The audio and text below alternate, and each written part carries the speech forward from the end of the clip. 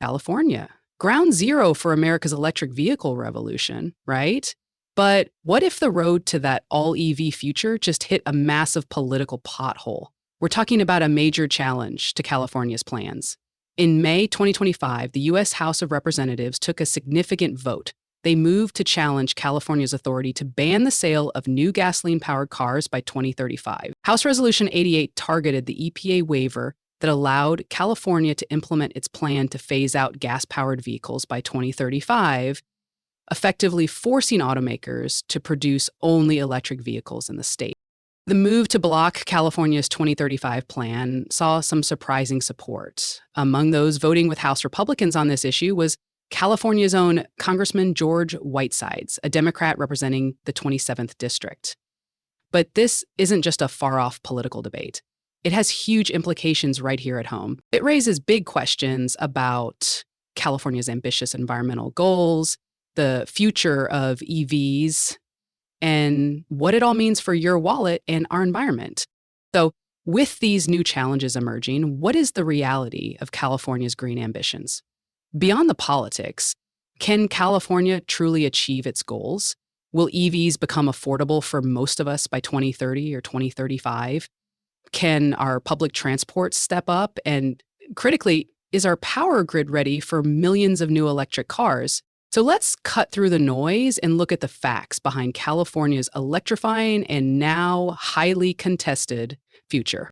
Now, all this sets the stage for California's huge push towards zero-emission vehicles, or ZEVs, mostly electric cars. The state has set a bold target. By 2035, 100% of all new passenger cars and light trucks sold here must be zero-emission. That's a massive transformation in just over a decade. This isn't just a suggestion, it's a regulation. But this ambitious plan isn't without its critics and challenges, especially from outside the state. The Clean Air Act provides California with special waiver authority to set its own stricter vehicle emission standards, which is the legal foundation for its regulation phasing out the sale of new gasoline-powered vehicles by 2035.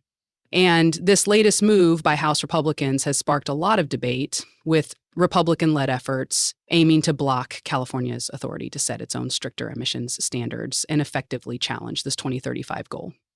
California leaders like Senator Alex Padilla have been vocal in defending the state's direction. On May 8th, 2025, Senator Padilla took to the floor of the U.S. Senate to defend the Clean Air Act and California's environmental standards. Thanks to the Clean Air Act, for 50 years, California has had the legal authority to set its own emission standards to protect the health of our residents and our natural resources. This authority was granted by Congress on a bipartisan basis in recognition of California's unique air quality challenges, but also its capabilities as policy leaders. But today, Republicans are threatening to distort the Congressional Review Act and the CRA process in an effort to slow down our progress.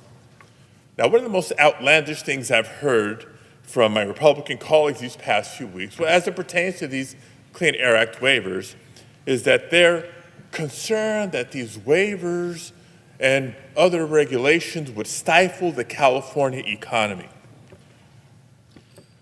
That, quote, the market is not ready, end quote.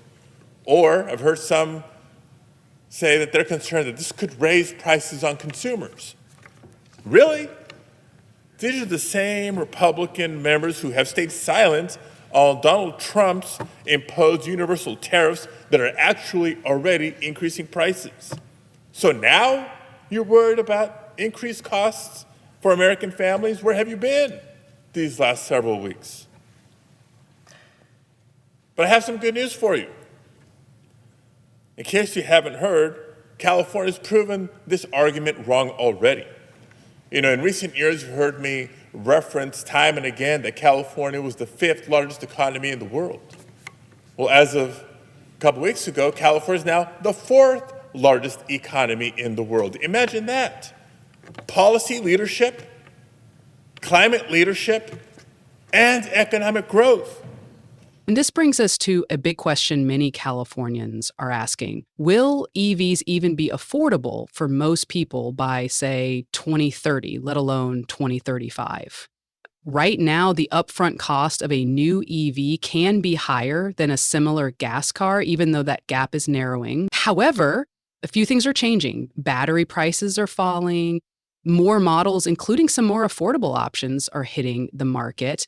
And then there are incentives, federal tax credits, and California state programs like Clean Cars for All, which can bring the price down significantly, especially for income qualified folks. Plus, the used EV market is growing, offering another path to ownership. And don't forget the total cost of ownership. Electricity is generally cheaper than gas, and EVs typically need less maintenance. So, over the life of the car, an EV can save you money. But will that upfront sticker shock disappear for most people by 2030? That's the million-dollar question, and a lot depends on continued innovation and supportive policies. As more Californians think about switching to electric vehicles, one of the biggest questions is always about charging. Will there be enough stations? Can I make it on a long trip? That's often called range anxiety, the very real fear that your EV might run out of power before you reach the next charger. Assemblymember Pilar Schiavo represents Santa Clarita and parts of the San Fernando Valley, and she's working to expand California's charging network. Let's listen to her take on tackling range anxiety and building out that vital infrastructure in a committee meeting in February 2024. However, as biggest concerns folks have when considering switching to an EV, and recent charging networks are the biggest concern addressed. California's GHGs account for around 1/4 of California's GHG structure and more. However, as passenger vehicles account for around 1/4 of California's GHGs, barriers to rapid EV adoption need to be addressed. Next to cost, which is decreasing, availability and reliability of charging networks are the biggest concerns folks have when considering switching to an EV. And recent experiences of EV owners demonstrate a troubling trend in charger reliability shortfalls. And I'd also note, we've seen that EV vehicles are, the selling of EV vehicles or EV vehicle sales have been down. And we know that one of the big concerns leading to that is people's concerns about range anxiety. We all know about range anxiety up here. My colleagues on the select committee no doubt have a story or two to share about their own charging experiences, as do I. And our focus will be to delve into the many aspects of EV charging, difficulties consumers are facing, what government and industry are doing in response, and how the legislature can engage to help create greater certainty for consumers. One of the things that I always think about, I hadn't really thought about this until I talked with one of the rental car companies, is that, rental cars are also transitioning to electric. And I think about, my mom or my dad renting an electric car and they don't have one, or, whoever. And there's such a learning curve when you get an electric car, and you have to get a million apps for every little charger that you're going to use. And, it's hard for me to imagine how this is going to work for people and it not be a total nightmare for their experience. And so I think that, not only for that scenario, but just for all of our sanities, these agreements are so important. And, I've been hearing about some silver linings, which is exciting to hear. Is there a light at the end of the tunnel on this around, are we ever going to be able to get to one app where we can see everything and we can pay and we can pull up and just charge as easily as, an integrated system we know happens at Tesla? It's not just about personal cars, though. For California to meet its climate goals, more people need to use public transportation. The state wants to see a big reduction in the miles we all drive. But will public transit be sufficient, convenient, and widespread enough by 2035 to make a real dent? Cities like LA are investing heavily in expanding their systems and electrifying their bus fleets. but the scale of improvement needed is huge. Some estimates suggest ridership needs to increase many times over. Funding these massive projects and ensuring reliable, frequent service across our sprawling state is a constant challenge. It's a critical piece of the puzzle, but there's a long road ahead. Okay, so let's say millions of EVs hit the roads. Where is all that electricity going to come from? And can our grid handle it, especially during a classic California heat wave when everyone's blasting the AC? This is a huge concern. California's grid operators are planning for this. The strategy involves a few key things. First is more renewable energy. California is already committed to a cleaner energy supply. Second are grid upgrades, investing in making the grid more robust and modern. Third is managed charging. This is really important. It means encouraging people to charge their EVs during off-peak hours, like overnight, when there's less demand on the grid and often more renewable energy available. Think smart chargers and time of use electricity rates. And last, we have energy storage. Massive batteries are being deployed to store solar power generated during the day for use in the evening. It's a massive undertaking, and there will definitely be challenges, especially in ensuring reliability and preventing localized overloads. But the plan is to evolve the grid with the growth of EVs, not after it's too late. With all these efforts and costs, are California's broader environmental policies actually making a difference in our cities? When it comes to air quality, the long-term answer is yes. Decades of tough regulations on vehicles and industry have significantly reduced harmful pollutants in major cities like Los Angeles and San Francisco. We still have a ways to go, especially with challenges like wildfire smoke, but those policies have prevented our air from being far worse and are crucial for public health. Will it be a smooth ride? Probably not.